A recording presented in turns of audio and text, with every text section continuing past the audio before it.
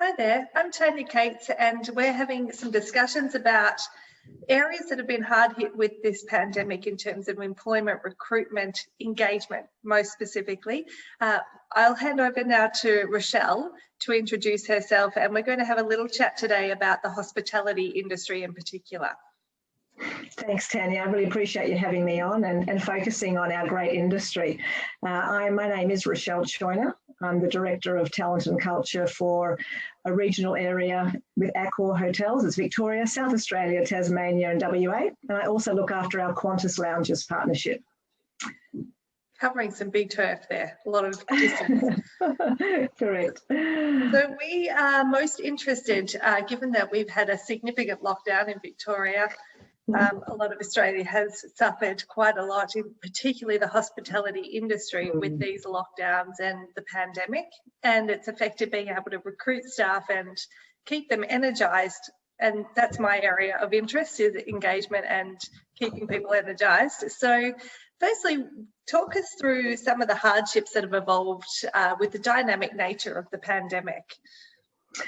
Oh, goodness. So the industry has always been very dynamic, but particularly the hardships that we've really been hit with is that uncertainty. The industry just doesn't really know day to day, and I guess Melbourne is a perfect example right now. 2 weeks ago, all of a sudden we got put into a lockdown situation where we'll hopefully get out, but shortly.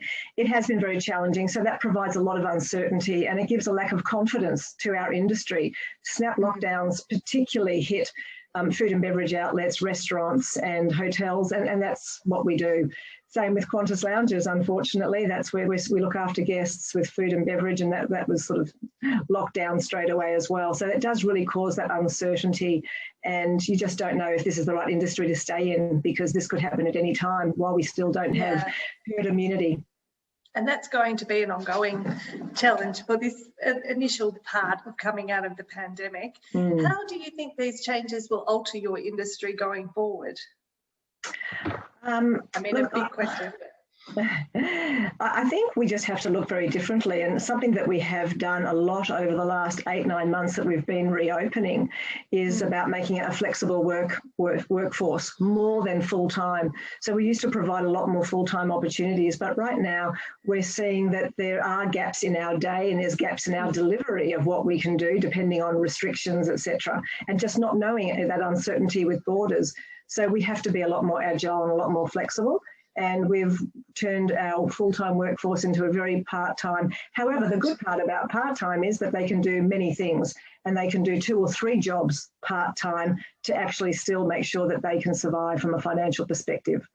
And that's it's an interesting point. That's become a positive thing, as opposed to I haven't got a full-time job. I think it's quite energising for the brain to have different tasks that break up any monotony or stagnation in your work opportunities. So what trends have been noted in staff behaviour over this time?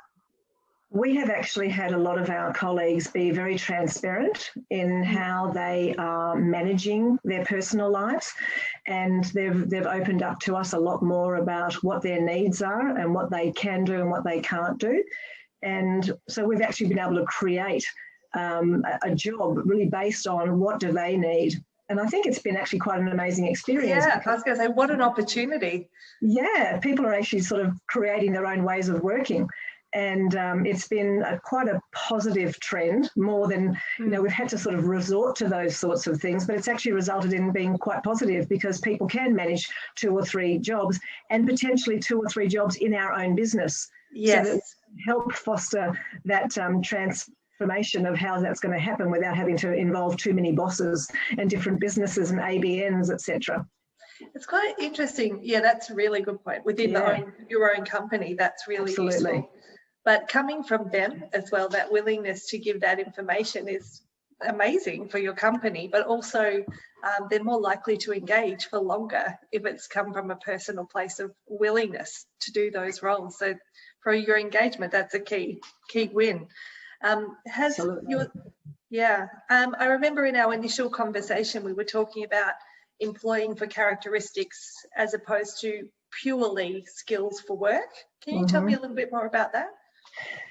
Sure. So the hospitality industry is always hired for the best attitude, but they also wanted the experience and the skill, ideally. Yes. And in those days, we probably had more of a choice.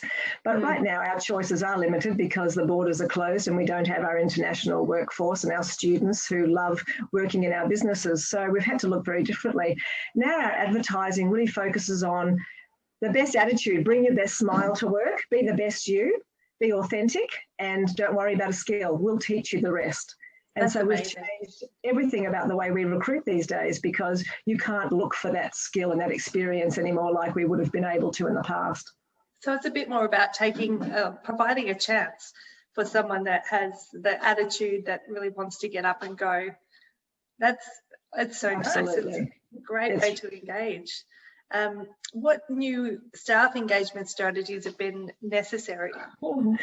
We've had some terrific staff engagement opportunities. So we've had our staff actually help us create these, and everybody loves MasterChef. Everyone watches so much TV now and all of these reality programs. So you're in food. Exactly. So we've actually had our chefs create cooking competitions with their staff. They'll send them out a recipe and everyone's online cooking, and the chef will critique them as they go, as if they're in their own kitchen doing MasterChef. I love it. It's so much fun, and people who don't even cook like me, we've all trialed it. I can even make a paella now, thanks to one of my fantastic chefs in one of my hotels, because he's an expert in that. So as much as, and it was a very safe environment, it was a very fun environment, and we actually got to know a lot more about each other, which is wonderful. And it takes past just being work, doesn't it? And particularly in this distance mode, given that a lot of your positions would be hands-on operations type jobs, how has that been managed? So because we do have a lot of different roles in operations, they're all at different timeframes because we run on a 27-hour clock, so a 24-hour clock. So 27, that's amazing. You've got 24/7, yeah, 24 hours, 7 days a week. And look, it really is. It's quite amazing because we do have all different jobs, and people can actually do some overnight responsibilities and manage again, it's all about how do we create that work their way that's going to work for them. So you might not fit into the normal 9 to 5, or we might have administration roles that we can give you to do at home. So it's a real mix of do some of your hours on site or some of your hours off site, depends on capability, on if they're happy to learn new systems and new skills on on the computers. Not everybody wants to do that, but we also try to customer service roles, being on the telephone. What other opportunities are there where they don't actually have to be in the workplace if right now they just can't, or it doesn't work for them full-time on those full-time hours? So you're potentially creating longevity with your staff because you've had to come up with these new options. It's actually opened everyone's minds a little bit as to what might be possible. It's so true, because in our industry, we always thought that you had to be in the workplace. That you had to be, physically there. And look, hotels particularly, there's nothing better than a face-to-face smile. There's nothing better than, trying to help somebody and read the body language, etc. So, that has been a challenge for us because a lot of our business is very interactive, but very face-to-face. Yes. But we have had to think outside the square and what is possible. We've had to put new systems in place, upgrade our computers, upgrade our technology, and our IT people are with lots of new programs, and our people are learning, which it's a really great opportunity because people now never thought of roles that they'll be doing, and now they're doing something so different, and they've created new long-term opportunities for them. That's amazing. I remember early on I taught one of my clients who was in her 70s to use Zoom, who was a very reluctant participant. And it's a really satisfying thing. I think that sense of achievement for people is going to be a really positive thing as well. Oh, you know what? It's actually interesting you say that. I'm of the older age that I didn't grow up with a computer, and so I don't love it. I do what I have to do. I can do, I can do a lot now. But about 6 or 8 months ago, we do this beautiful culture program called Heartist, and that's our culture of our foundations. It's the heart and art of human connection. Oh, amazing.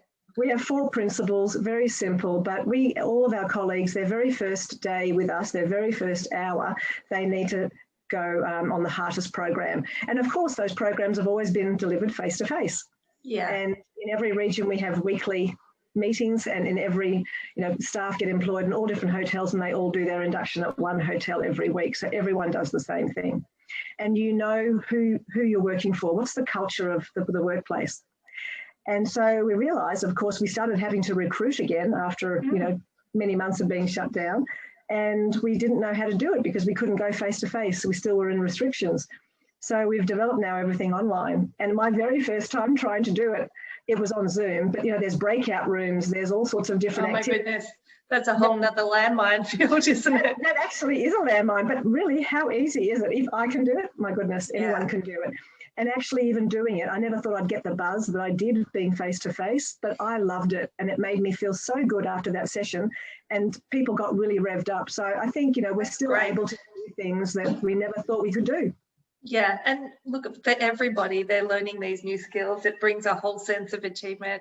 It makes you feel good about yourself, and that's what you want to instill in your employees. So 100%. It's role modelling all the time. So yeah, no one gets stuck and stagnant. It really is. We've got an academy that we've got in Accor, and it provides all of our education for our staff. And some of it's compliance, some of it's learning in regards to leadership training, etc. But we've now got our colleagues in the Pacific over in New Zealand training everybody here in Australia. So there's no more borders. There's no more. We just do really everything for free. It's really fantastic, actually. Really, really great. So for people looking to get into hospitality, it's actually a really good time to get in and learn in a way that you might not have had before. It's a whole new area. Do you know what? I actually say to everybody that I speak to, and my children who have dabbled in hospitality, the world is your oyster. If you want to do anything, we have HR, we have finance, we have legal, we have development, we have all sorts of different areas. It doesn't have to just be, everyone thinks, you're a food and beverage attendant, or you're a front office person that checks someone in and checks someone out. Yeah. So many opportunities to do something in a hotel, and we have our partnership with Qantas Lounges. We look after all the lounges around the world. So we have so many different businesses. There's lots of different businesses that we could make sure there's opportunities for everybody. So really, if you are prepared to bring your best attitude to work, that's all that we ask for. It's a great time to be there. And people are going to be so excited to travel again. So you're going to get a lot of positive reinforcement out of that. We've actually just been super excited recently because our company has provided us an opportunity to bring in 100 interns into our business. Oh, wow. To repopulate the industry. So, and that's of all different age groups? It's not a... It's basically people who are in the coming out of school, so graduates. Okay, great. Who want to maybe give hospitality their future. And so we're able to provide a really great opportunity for them. They actually get mentoring from our CEO, from our executive committee. I'll be mentoring a number of them. And, they'll get to work with me, a day in a life of what a regional person does and all sorts of different things. It's such a great opportunity with growth prospect. It is. So I do think really this is the business that is going to come back the quickest when we finally open up. Everybody's dying to get out and travel and get back to enjoying life again. So, and that's what we provide. With a lot of enthusiasm. 100%. That's awesome. So sadly, I imagine you've had to have redundancies and have people stood down on like a waiting to hear if they can come back kind of system.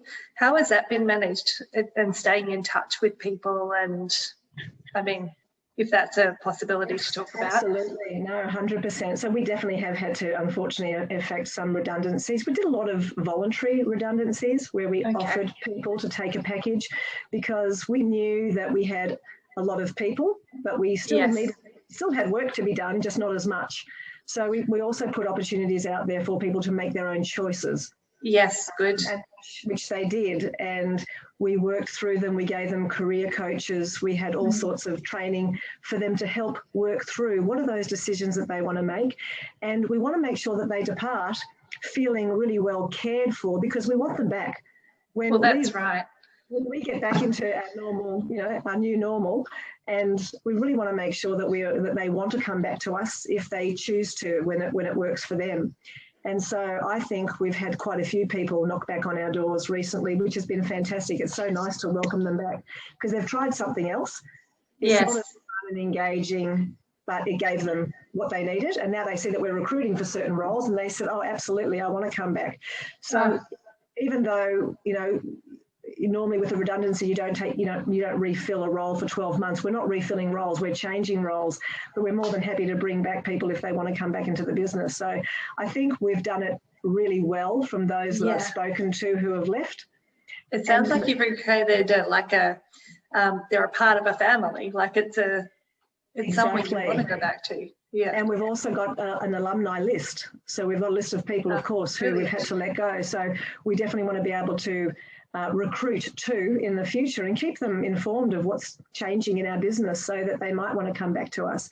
They've got a lot of international intellectual property that we want to get back into the business, but they've also got the best, heartest values that have worked so well for us. So we definitely want them back. It sounds like Accor plays the long game in terms of recruitment. You know, like it's not just for here and now, it's a develop you into the future kind of. All of our communication has been about the long journey. We are here, and from the very beginning of COVID and thinking we had to lock down for, we thought 2 or 3 months. I mean, no one, of course, ever assumed. Oh, how foolish we were. None of us thought this. So it has been, we've always said to them, we're here for the long journey, and please make sure, even with this Melbourne lockdown, I mean, it was heartbreaking 2 weeks ago to have to stand so many people down again. But we do have a great opportunity. Again, the company was so good a year ago, seeing that this is a pandemic, that we just don't know how long it's going to last. And we were able to, they created a Heartist Fund. So a fund that was able to give people money to live during COVID if they didn't have their hours, or they were impacted by illness and medical bills and they couldn't pay for food and all sorts of things. So we actually would keep connected to all of our employees when they were stood down and find out their personal circumstances and then apply for a grant for them. And we were able to provide them with funds. And even up until 2 weeks ago, I provided a lot of people with funds just 2 weeks ago because we're locked in. And I couldn't provide them any hours just from, you know, one day to the next. Yeah, well, everything I hear makes me want to work for Accor. But in terms of like business loyalty, and it's not just that, it's it's a long term, we're looking out for you and we're creating possibilities, which I think is incredible. Everything that we do with Accor, the company is built on loyalty. We've got over 14 million loyal members for Accor in Australia, and we really, you know, it's 1 in 7 people. We are looking to make sure that our employees feel exactly the same way, that it's all about loyalty. We want to be loyal to them, give them commitment, give them security so that they are in this for the long haul. We don't want people thinking that hospitality is just that job I'm doing before I get my real job. That's not what hospitality is. No. It actually is a career, and it's a fun, exciting, mostly fantastic career for everybody. And obviously we just have to deal with these changes and create our new norms. Well, I think, I was going to say, I think this has created, it has created blocks and barriers for sure. We can't deny that. And there's been loss and everything else. But I was really excited when I spoke with you pre-doing this, because there was a sense of the innovation that will come and the excitement and the return strategies. That's what I'm super interested in, because we can get caught in the day-to-day, like we've all felt it at one time, and we should feel it and go through it.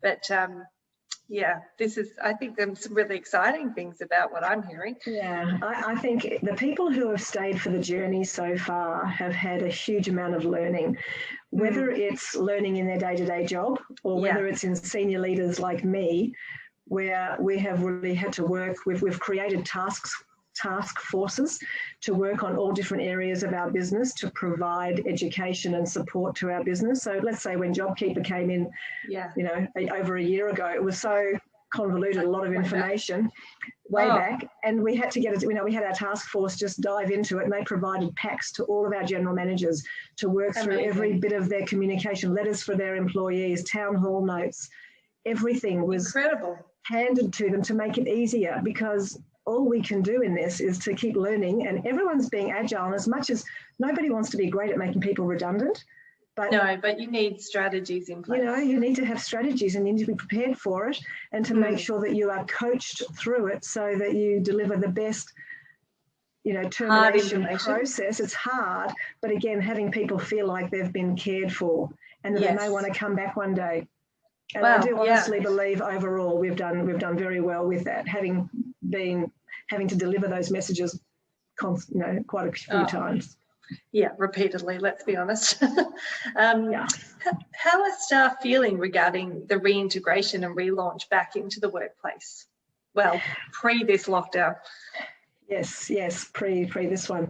Look, we've had a lot of people really eager to come back and just do what they can to come back to the family, because we do sort of provide that family environment. We've also had some challenges. People have got other jobs out there that they also want to keep on the side. And when we offer part-time arrangements, it's hard to negotiate. There are other employers that now have been supporting them as well. So we just say to them, look, we'll work with whatever parameters you give us to work with. We don't want to make it hard, but we also want you back because you're great at what you do. We are a primary employer. We've supported you over the 12 months. We really welcome you back in. But sometimes they don't want to come back, and we have still some people out there who have not rejoined us yet. Yeah. And has that left you obviously needing to recruit? So it's left you understaffed, yeah. Is it a case of the instability? Definitely, because the other employer is giving them full-time work and commitment. Commitment is as long as the commitment is. It could end tomorrow, or it could be in the 4 weeks of their notice period of that new employer. But we just, there are so many other opportunities out there. Other workplaces are creating different opportunities for people in IT, particularly in all of those things. Call centres have doubled. The work in aged care. Been recruiting heavily, and of course they like customer service focused people like ours, and they can provide full-time work. So definitely it's been an impact to us that we haven't been able to provide that full-time commitment to one job. No, but we can provide 38 hours a week with 2 or 3 different jobs. Have people indicated that they're sacrificing the satisfaction at work for permanence? Absolutely. Okay. We've got people who are working in all sorts of different industries, and some in government, some in finance, some in things that they've never thought they would do, and they're not actually enjoying them, but they just have to feed their family, and this is what comes. Look, you understand it. I understand 100%. You've got to do what's right for your family. Yes, yeah. It's a lot of fear-based living, though, isn't it? Unfortunately, which has an expiry, in terms of not for you the person, hopefully, but the longevity in that career. Yeah, absolutely right. Absolutely. What was my next question? Have staff displayed different characteristics in terms of their self-efficacy for adaptability? I think they have been fairly positive. They've also been, I think, very transparent. Not everybody has, enjoyed the experience, and they just want to get back to a full-time commitment, and they just want to go back to things how it used to be. Yeah. And, I guess that's, at the moment, we just can't say, I'd love to, I just say it all the time, I would love to. In a perfect world tomorrow, I'll convert everything back to what it was, because nothing was broken. It was great. No. But I just can't do that. It was working. So, look, it is challenging. Everyone's different. Some people have really positive experiences, and some people are just naturally so grateful. That was one of my questions. Have you had a change in how people are appreciative of the workplace and appreciative of the company? And are they voicing it more? Yes, so I think people are definitely, like last week when I ran out a number of colleagues and told them about the grant that I was going to give them to just help them financially over the next few weeks. There were a lot of tears. There was a lot of, oh my God, I just can't believe you're doing that. I mean, we have people who started with us 3 weeks ago. They've got no annual leave. They've got no nothing. What am I going to do? So of course I was going to give them something, and they were just, oh my goodness. They just believe they've joined the right company. And that's what people are saying to me. They know that we want the best, only the best for our people, because if we provide the best, they'll be at their best and they'll give the best service, and that makes everybody happy, our customers, them. I mean, that's the whole service profit chain. So we really do want to make sure that, but not everybody is like that. But a lot of people have seen that it's as positive as it can get. Well, the gratitude level must be up. Like it's a great thing. Yeah, it absolutely is. Did you have strategies for building resilience? We do have. We've actually been, I think, really positive in this area. It's been very challenging, of course, in these last 12, 15 months. Everybody's had a lot of challenge. We partner with LifeWorks, which is they offer counselling and personal coaching for people who are experiencing sort of mental health or issues and things like that. But also we've provided the company with lots of education and webinars and podcasts in regards to coaches. Brilliant. Just general coaches. We've had Rowdy McLean, we've had Stacey Ashley, we've had industry partners. So a lot of people to really provide new ways of thinking so that people can become more resilient, learn how to change, grow with the changes that are put in front of us. We've just got to be so much more agile. How do we become more dynamic and more agile? If we've learned nothing else, that's what we've learned, isn't it? Yeah, amazing. Yeah. That's awesome. So really what I'm hearing is your employment strategies and the opportunities have really opened up in a really different way over this time, and it is a very dynamic and energy building area to get into for people that are struggling or may have lost a job over this time. Absolutely, and I would encourage anyone who is interested in joining the industry to just give Accor a go. Reach out. There are so many opportunities. And if you go on LinkedIn and just Google Accor, you'll see, we've got about 400,000 people who are on LinkedIn. So reach out to anybody, whichever state you're in, whichever area you're in, because there's a lot of people who'd love to provide you with who we are. What do we do? We are hoteliers, but we're also augmented experience hoteliers. So we just provide experiences and we connect with community, and we just do so much that we're a big part of the industry in whole, not just offering beds and showers to people. It's not what we do. It's all about the experience. I've learned a lot just in having the opportunity to talk with you, and I'm really grateful that you were willing to do that. I'm hoping to put out there some opportunities that have come from a time that could be a little bit negative, but we want to find some positive in there and not be Pollyannas, but be realistic about what is now on offer, which you've provided so much information. So I'm really, really grateful for your time. Thank you so much. I hope some good comes from the hospitality industry. I appreciate it. And thanks so much, Tanya, for taking the time to put the spotlight on us, because it's a great industry, and engagement is what we're all about. That's really, really great. Mutually beneficial. So thank you so much. Pleasure. Thank you.